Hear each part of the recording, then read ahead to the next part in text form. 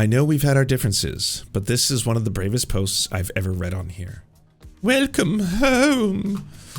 You have joined the great organization of the Serfs.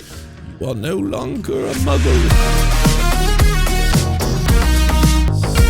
It's been really sad to see, but eventually it just got to a point where I had to talk about it. There's a very popular, what used to be a pro-trans and pro-LGBTQ plus rights account called The Pissed Off Lawyer. The Pissed Off Lawyer, I believe it was last week, or maybe the week before, got into an online fight with, let's just say, other leftists or other trans rights advocates, and did the thing that is always so sad to see, which is turn the entire thing into I'm the main character syndrome. And immediately started going off about how, you can't even say one thing without having the totality of all of the online fucking woke mobs coming after you. They keep attacking you, all that kind of stuff. Really, really weird thing to see after, the Pissed Off Lawyer was a very, very, powerful, aggressive account that would call out right-wing bigotry all the time. And I was really sad to see it all. Then this happened. I'm detransitioning. My name will still be this. My birth name carries a lot of abuse with it, so this stays. I will block anyone using my prior name. I was not talked into this or groomed. This is what I want. I made the choice to transition as an adult. The buck stops here. I won't be suing anyone, nor am I angry about it. However, after a lifetime of trauma due to being a female and 15 years of endometriosis, I disconnected from my female body completely. More gatekeeping could have caught this instead of all the affirmation models. This is why the informed consent model to be flawed after 7 years of transition, and is now becoming, I suppose, a medical gatekeeper, detransitioner account. And it's one in which it happens to be a very, very large account as well. Juniper says here, there's nothing wrong with detransitioning, but it's incredibly worrying that you were cozying up to TERFs and people who wish to harm trans people. Please recognize the harm these people wish on trans people. Don't get lost in it. I just want to quickly say that, yeah, I mean, hey, this is a cis person. I am cis, speaking with all the privileges of a cis person. I'm not here to criticize people who choose to detransition. I'm not here to criticize people who, for one reason or another, decided that they had made a mistake. It does happen. The percentages of it occurring are incredibly low. Most studies show that it's usually less than 3% of people who transition end up regretting it and detransition. That being said, I'm also not a doctor, so I'm not the person who's putting in the medical steps necessary for people to be able to get consultations, to be able to transition in the first place. The saddest thing to me, though, is people, and it doesn't necessarily just, mean detransitioners or, various people from, cis folk, straight folk, all the way up to LGB alliance folk, people who want to say that they happen to be gay or bi or pansexual, but there's no place for trans people in the community because ultimately they are just trying to push gender ideology and they want to live in fairy tales and have their own affirmations reaffirmed to them, and they are a danger to the LGBTQ community. A lot of that usually comes from the fact that they don't recognize that the rights that they currently may have are in place because of the blood and sacrifice of multiple queer folk who have died in the process of trying to fight for those rights, all the way up into the point where you happen to be born into a society that happens to be more gay friendly. You might live in a society where gay marriage is permitted. You might live in a society that has protections against discrimination directly for your sexuality, so that people or employers can't fire you for being gay, which used to happen all the fucking time. It's why everyone lived in the closet. Why renters cannot deny you a place to stay simply because you happen to be gay. All of that is the direct result of protesting, of riots, of violent and nonviolent resistance, of people being brave enough to become politicians to try and advocate for and enact laws on the behalf of LGBTQ plus people, and then being shot in the back of the head, as is the case with Harvey Milk. So there are a lot of people who have sacrificed a lot over the years to be able to get to a point now where it might feel a little bit more comfortable to be a gay man. And I say gay man specifically because I think that there's still discrimination that happens consistently towards women who are lesbians. Women who are lesbians are often discounted as simply being confused or not knowing what they want or not having met the right guy, or in the really extreme cases when you get fucking people with clearly sexual assault vibes saying like, oh, you just haven't had the right dick, baby, and shit like that. If you happen to be a person of color who happens to be queer, you're going to face various different barriers of intersectionality and difficulty and discrimination discrimination that you will not feel or experience if you happen to be a white gay person. But there's lots of cases like this where people suddenly do a very reactionary response to getting pushback, or even sometimes slight pushback online. And the thing that really confuses me about this is that I've seen the responses the pissed off lawyer got when this account was trans from right-wingers. And it was infinitely worse and meaner than anything I saw the trans community saying to the pissed off lawyer. I'm talking people posting GIFs of, trans people, cartoons, soy jacks or whatever, being hanged. People saying, you'll never be a man. You should kill yourself. Those kind of shit. That just is. It's like, especially on fucking the Nazi app. It's just like boom, boom, boom, boom, boom, boom, boom, boom, boom, boom, boom. All the responses when you happen to be a trans person and you feel brave enough to engage with the right online. You get the worst and the nastiest and the most vile responses possible. But that's like not something I see people in the other direction being like, oh, that other side was just so mean to me, and because they were mean to me, I decided to become a leftist. But I see this a lot where it'll be like one person has a disagreement with me. We normally agree on like 95% of the issues, and they just don't realize that this woke cancel culture online mob is what's leading to this kind of stuff, which is just so strange to me. I mean, the only thing I can really assume is that this is a decision that you're already consciously making, and you're just trying to publicly set a narrative in the process.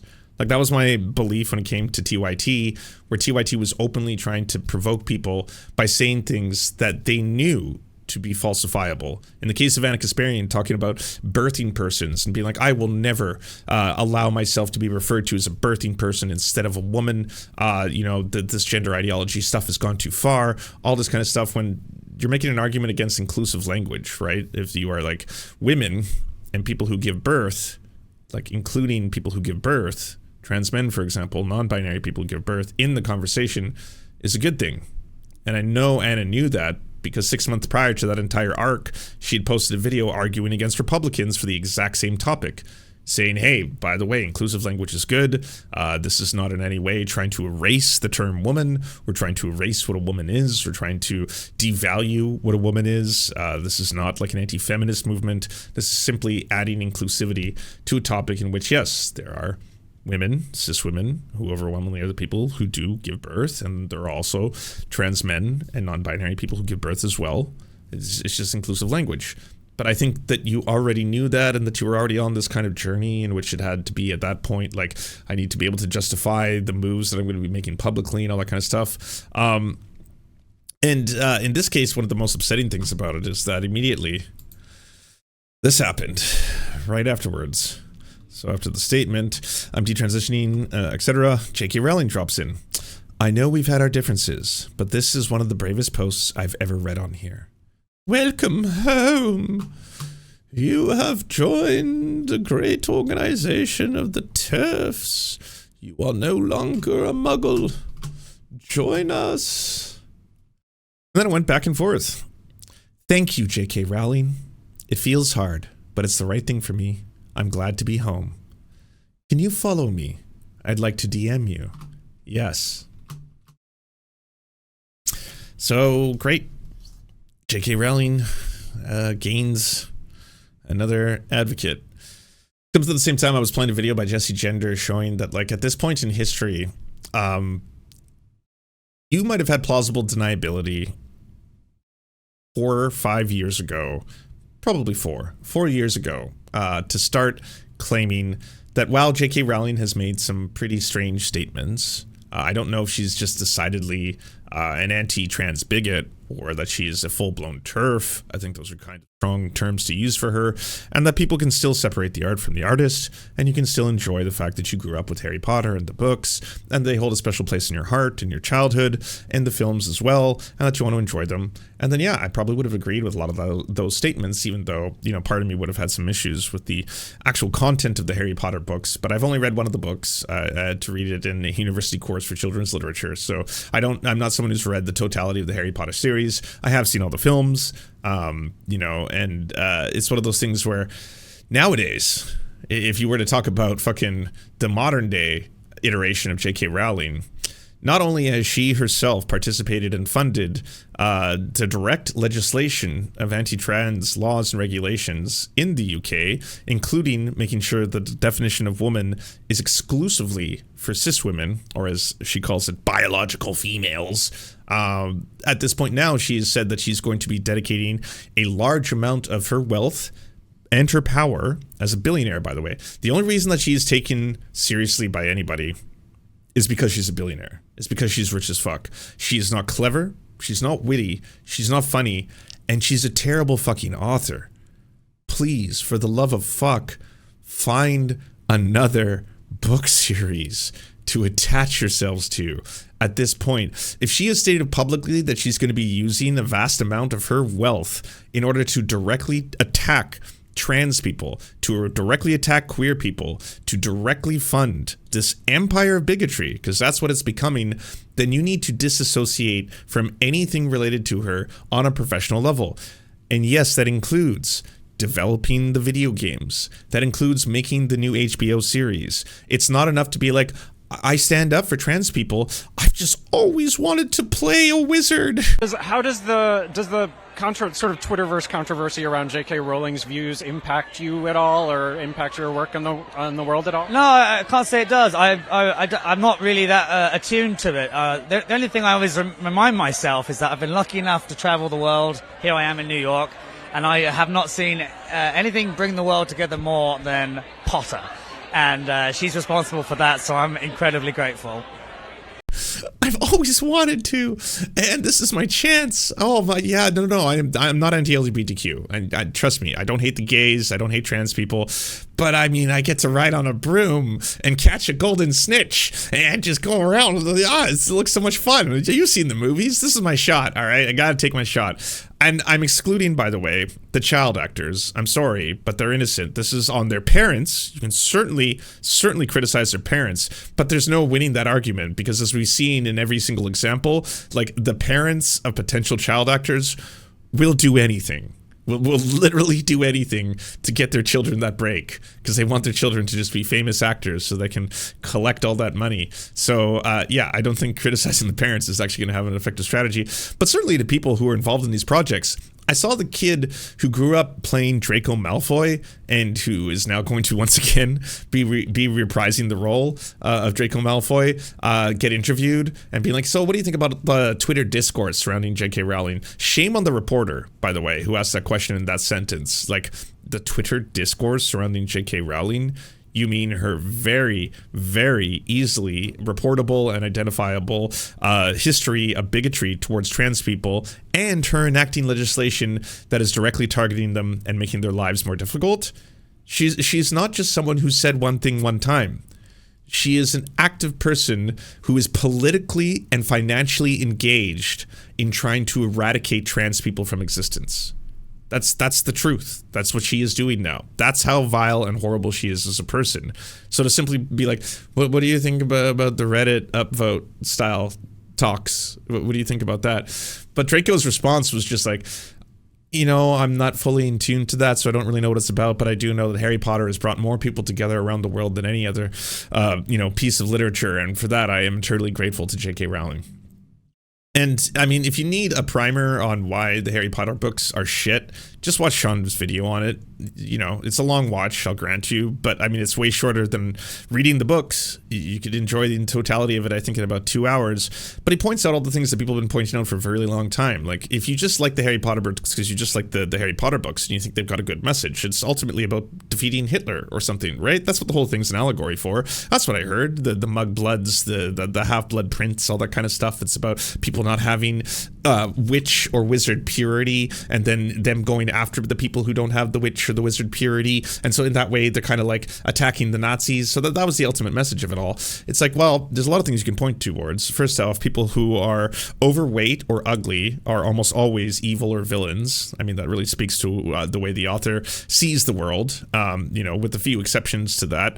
The story centers around one of the three main characters, Hermione, the main protagonist, who's a woman in the story.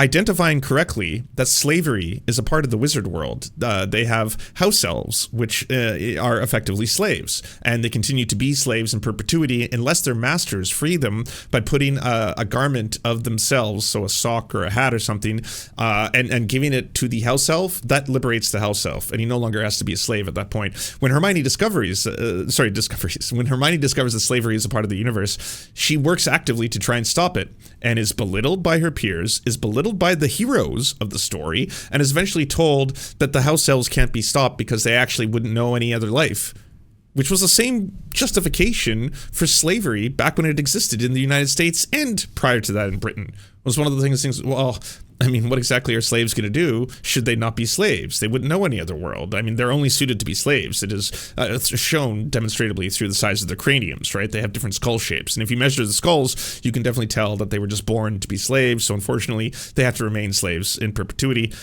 and then just leaves it. And that's just where that story goes. That the house elves are not liberated at the end of the Harry Potter books or saga. They continue to be house elves. And like, you know, if that's not enough, you can go towards the fucking endless collection of the racist stereotypical names that she uses for Asian people, for black people, even for Jewish people. I think someone called her out. It's like, why isn't there a Jewish character in Harry Potter? And then she just dropped the most like stereotypical Jewish name that she could think of.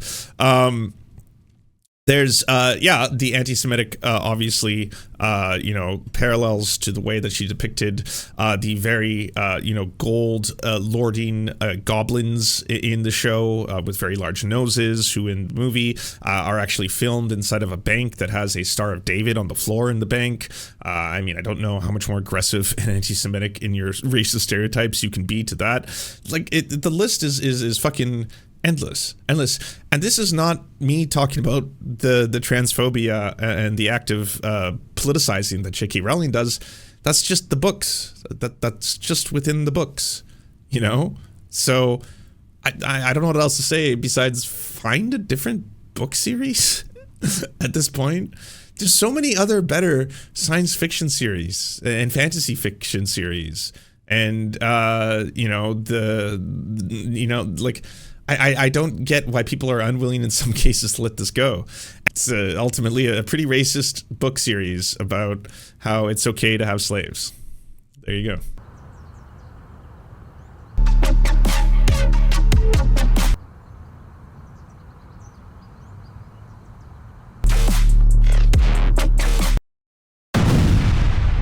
Don't let this happen to you. Go to serfscoffee.com to order the only end-to-end owned indigenous coffee company that delivers blood-free, conflict-free, and cruelty-free beans right to your door. 0% of people who drink serfscoffee.com have exploded spontaneously. By ordering right now, you get 10% off plus free shipping, and it's the best way to enjoy delicious coffee while not exploding. That's serfscoffee.com, serfscoffee.com.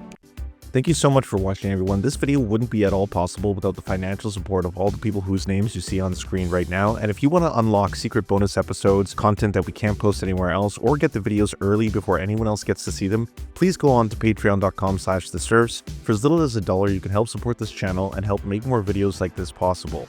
Our executive producers are Anna Loves Riley, Adrian McCarthy, Bobby Lasers, Cheryl Alvarez, Comrade Junkie, Doug Caddy, Everything Important, Garrett Sandoval, Hagbard Celine, Jimmy Sombrero, Multimondi, Omni, Political Papi, Preston Kroll, Quiet 185, Richard Boehm, Riley and Anna, Roller Dragon, Cernicus, Stellar Gwyn, Sebastian Demel, Tigwig, Trav, and Words Greenwood. And also, it wouldn't be possible without all the names you see on the screen right now. Again, if you want to help produce this content, it's only made possible through the funding of our patrons. Head on down to patreon.com/theserfs. That's patreon.com